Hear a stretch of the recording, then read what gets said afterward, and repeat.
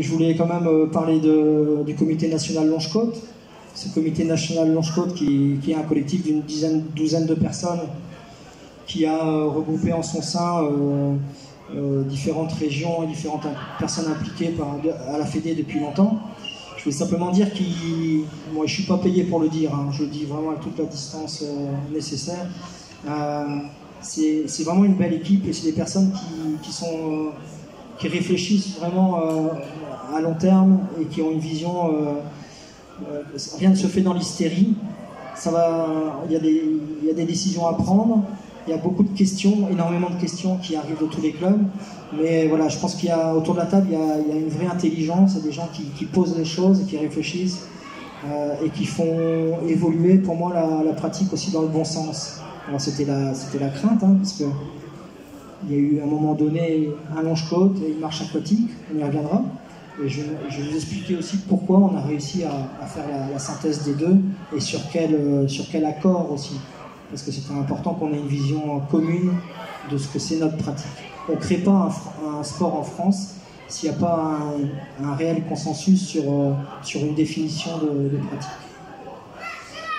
Donc ce collectif, comme on dit toujours, tout seul on va plus vite, mais ensemble on va plus loin. Alors c'est tout bête comme formule, je sais qu'elle est fort utilisée, mais c'est un peu ce qui se passe. C'est qu'il ne faut pas qu'il y ait dans le développement d'une pratique des personnes, parce qu'elles donnent plus ou moins, mais s'approprient quelque chose en disant je sais faire, c'est comme ça qu'il faut faire.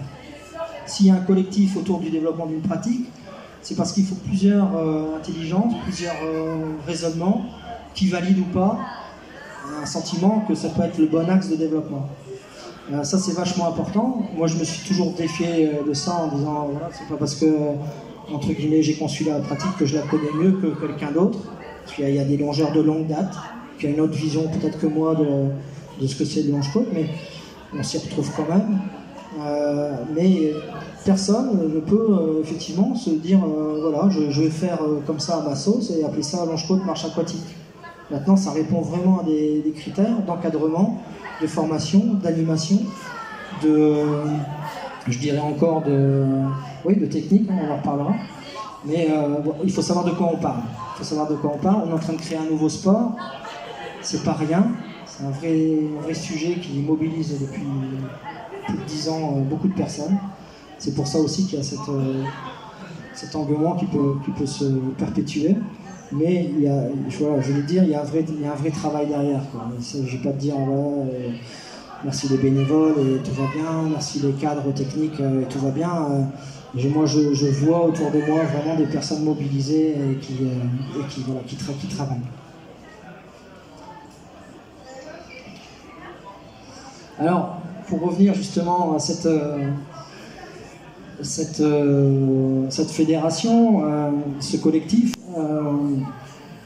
je voulais aussi parler un petit peu des Sentiers Bleus, parce que dans un premier temps, il y a eu un élan autour de quelques clubs dans le Nord, puis de Normandie, et il y a donc une sorte d'association fédératrice qui s'est constituée, qui s'est appelée les Sentiers Bleus.